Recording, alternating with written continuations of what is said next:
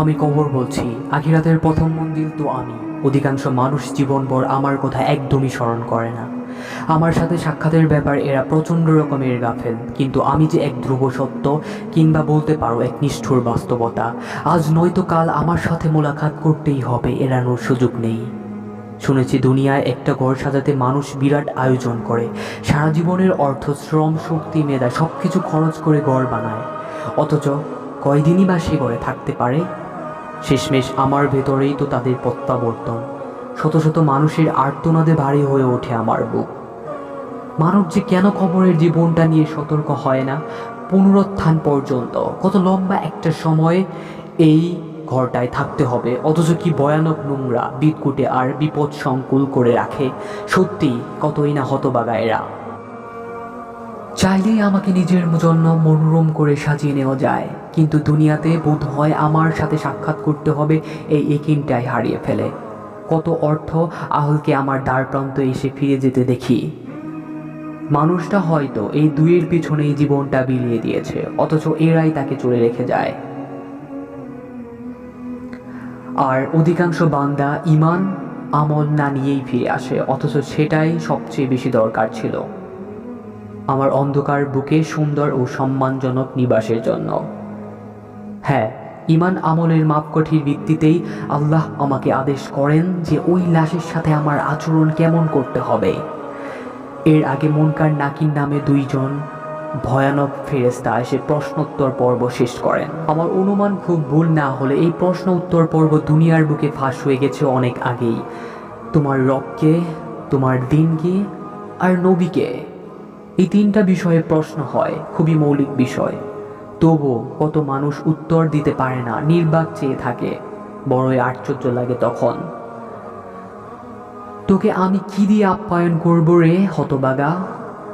কি করে এসেছিস সারা জীবন?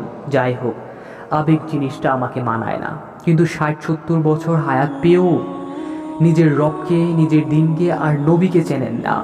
প্রতিদিনই এমন হাজার হাজার হতবাগার সাথে নতুন করে সাক্ষাৎ হয়। এমন কতজনকে মানুষ আমার বুকে রেখে যায় যার ইমান আমলের খাতা প্রায় শূন্য, কিন্তু কবরের নামানোর সময় অনেক আয়োজন করে বিসমিল্লাহি ওয়ালা মিল্লাতি রাসূলিল্লাহ পড়া হয়। হিসাব নিকাশের পর বুঝতে পারি মানুষটা আসলে সারা জীবন মিল্লাতে রাসূলকে বৃদ্ধাঙ্গুলি দেখিয়ে এসেছে, নইলে ইমান আমলের এমন বেহাল দশা হবে কেন? আমার কারো জন্যই কিছু করার থাকে না, কারণ আমি কেবল আমার রবের হুকুমের দাস। তারই আদেশে নাফরমান বান্দাদের উপর নেমে আসে 5 ক্যাটাগরির ভয়াবহ আযাব, যার উদ্বোধনটা আমাকে দিয়েই করানো হয়। আল্লাহর হুকুম পাওয়া মাত্রই মাইয়াদের উপর এমনভাবে সংকীর্ণ করতে শুরু করি যে তাদের এক পাঁজরের হাড় অপর পাঁজরে গিয়ে ঠেকে যায়। এমন এক চাপ যার যন্ত্রণা লোকটা দুনিয়ার সমস্ত সুন্দরতম আলিঙ্গনের মুহূর্তগুলোকে ভুলিয়ে দিতে বাধ্য।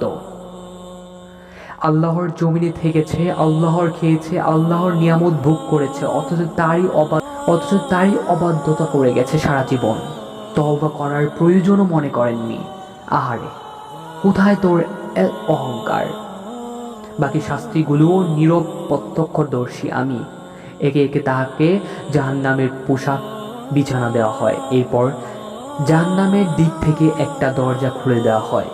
সবশেষে 2 ফেরেশতার পক্ষ থেকে এমন এক হাতুড়ি দিয়ে অনবরত আঘাত করা হতে থাকে, যেই হাতুড়ির এক আঘাতে বিশাল পাথরের পাহাড় চূর্ণ বিচূর্ণ করে ধুলি পরিণত করতে পারে। এভাবে মুহূর্তের মায়াতের জীবনটা হয়ে ওঠে এক পলাশ জাহান্নাম। পুনরুত্থান পর্যন্ত এভাবে পাপাচারীরা আমার বুকে শুয়ে পঞ্চমুখী শাস্তি ভোগ করতেই থাকে। আমার ধারণা আযাবপ্রাপ্ত ব্যক্তিদের চিৎকার মানুষ একদমই শুনতে পায় না, নইলে এত মানুষ অপ্রস্তুত হয়ে কবরে আসতো না কোনোভাবেই। যাই হোক, ব্যর্থদের গল্প আজ থাক, সফলদের গল্প বলি এবার। কিছু বান্দা ইমান আর আমল নিয়েই আসে। এদের প্রশান্ত ও নুরানি চেহারা দেখেই মনে হয় এরা ঠিক উত্তর দিতে পারবে। সুন্দরভাবে উত্তর দেওয়ার পর ওই 2 ফেরেশতা সফলতার নেপথ্য কারণ জানতে চায়। জবাব শুনে নিশ্চিন্তে বলে দেওয়া যায় আখিরাতের পড়াশোনাটাও বেশ ভালোভাবেই করে এসেছে। আল্লাহ তাআলা এমন ব্যক্তিদের নগদ 5 ধরনের পুরস্কার দেবেন। যথারীতি এবারও প্রথমটার সাথে আমি সরাসরি জড়িত।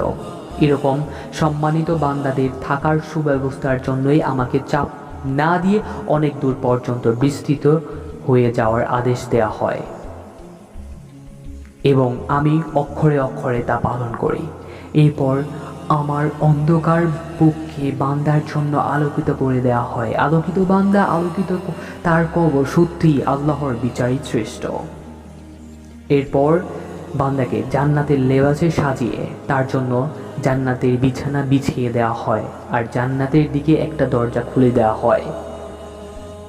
মোটমাট জান্নাত না হলেও জান্নাতের আগে এক পলাশ জান্নাতের অনুভূতি বললে খুব একটা বোধ হয় না। এভাবে পুনরুত্থান দিবস পর্যন্ত আমার বুকেই পরম শান্তিতে ঘুমিয়ে থাকবে আল্লাহর সম্মানিত নেককার বান্দাগণ। আমিও তাদের পেলে গর্বিত হই।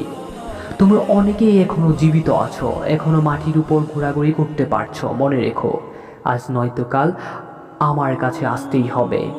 এই 2 শ্রেণীর বান্দা ঈমান আমল বিশ্লেষণ করে মোটা দাগে যা বুঝতে পেরেছি, কবরের এই জীবনটাকে এক টুকরা জান্নাতের বাগানে পরিণত করতে কিছু করণীয়, কিছু বর্জনীয় রয়েছে। হয়তো তোমরা অনেকেই জানো, তবু আরেকবার সতর্ক করে দিচ্ছি, যদি করে উপকার আসে। করণীয়: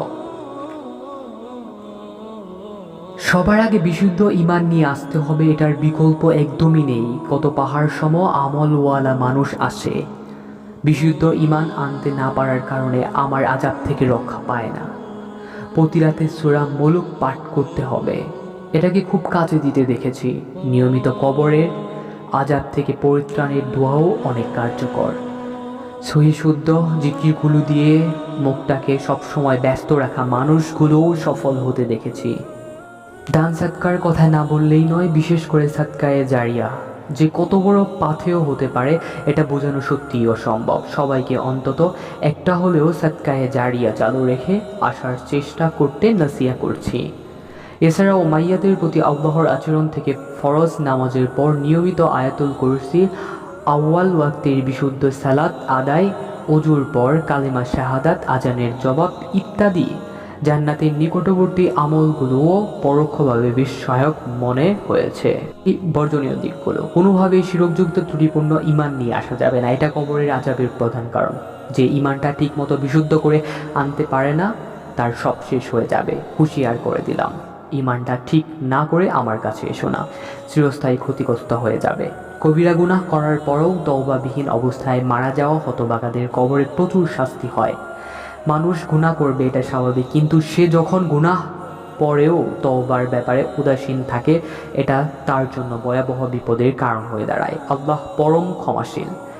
যতই গুনাহ করে থাকো মাপ চাও, কিন্তু অহংকার করে যদি মাপই না চাও, গুনাহকে গুনাহই মনে না করো, তবে আমার চাপে পিষ্ট হওয়ার জন্য তৈরি হয়ে এসো। গীবত ও চুগলখড়ি এই 2টা স্বভাবের কারণে অনেক আমলওয়ালা ব্যক্তিরাও ধরা খেয়ে যায়। এই 2টা ছাড়া সম্ভবত আসলেই কঠিন, কিন্তু কবরের আযাব ভোগ করার চেয়েও সোজা, এটুকু গ্যারান্টি দিতেই পারি। পেশাবের ছিটা থেকে বাঁচার ব্যাপারে অনেকেই গাফেল। এই অসুচি কাজটা থেকেও বেঁচে থাকতে হবে। অন্যের হক নষ্ট করার কারণে অনেকেরই করা শাস্তি হতে দেখেছি। আরেকটা বিষয় সেভাবে জোর দিয়ে বলা হয়নি, তো বলেই ফেলি। বান্দাকে যখন কবরের প্রশ্নোত্তরের পর্বের জন্য জাগিয়ে তোলা হয়, তখন আমার ভেতরের পরিবেশটা এমনভাবে সাজিয়ে তোলা হয় যেন আসরের ওয়াক্ত প্রায় শেষ হয়ে আসছে। বস্তুত এটা কবরের বান্দার জন্য একটা মনস্তাত্ত্বিক পরীক্ষা।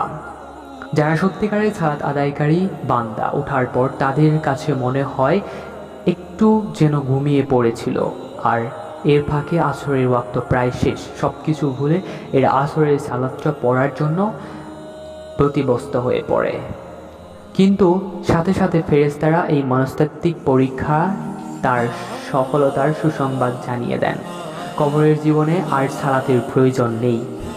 এই তৈরি করা সিচুয়েশনটা আসলে পরীক্ষা ছিল মাত্র, কিন্তু সালাতের সাথে যাদের নিয়মিত সম্পর্কই নেই তারা এই পরীক্ষায় পাশ করা তো দূরের কথা, এটা যে পরীক্ষা তাও ধরতে পারবে না।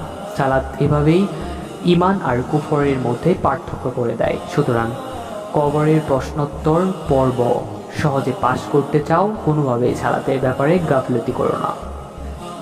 এই মোটামুটি বলার ছিল তোমাদের প্রতি। প্রত্যেকের সাথেই আমার দেখা হবে, আর পরে আরও স্টেশন আছে। তবে আমার ধাপটা যারা সুন্দরভাবে উতরে যাবে তাদের জন্য বাকি ধাপগুলোও সহজ হয়ে যাবে বলে আশা করি। আমি হুকুমের গোলাম। তোমাদের ভয়ানক চাপ দিয়ে গুঁড়া করে ফেলার আদেশ পেলে আমার কিছুই করার থাকে না। শুধু এতটুকুই বলবো, পর্যাপ্ত প্রস্তুতি না নিয়ে কেউ এসো না। কেমন? বিশ্বাস করো, কবরের চাপ এমন ভয়াবহ এক যন্ত্রণা সহ্য করতে পারবে না। তাই আজ থেকেই প্রস্তুতি নিতে শুরু করো, যেন পুনরুত্থান অবধি আমার বুকে ফুলের বাগান বানিয়ে আরামে ঘুমাতে পারো। ইমানদারদের জন্য শুভকামনা। তোমাদেরকে সুন্দরভাবে বরণ করার অপেক্ষায় আছি। আমি কবর বলছি।